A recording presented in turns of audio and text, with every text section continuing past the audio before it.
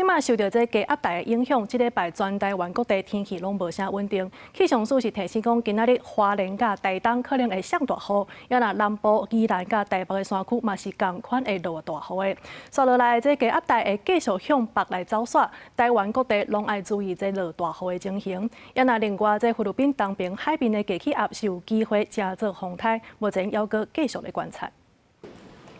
受到低压带影响，拜一各地天气拢无稳定。气象署表示，尤其花莲和台东较到下大雨，甚至是大水雨。也若南部、宜兰和台北的山区拢会落大雨。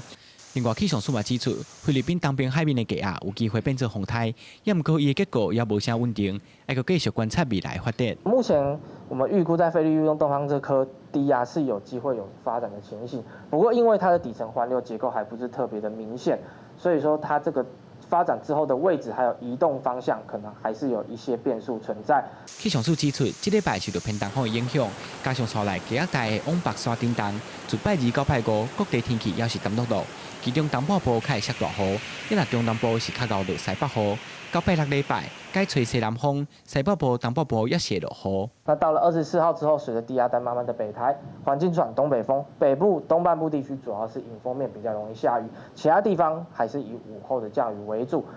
刚才也提到，在25号晚上、26号之后，环境渐渐的转西南风了，所以降雨的情况就会变成是以西半部地区为主，东半部地区就是变成午后的降雨。 气象署嘛提醒，未来低压带的动向也真无稳定性，若变化拢有可能影响目前天气的发展。民众若是出门，爱记得早雨满雨伞，继续注意天气的变化。记者魏宗林、王兴忠台北报道。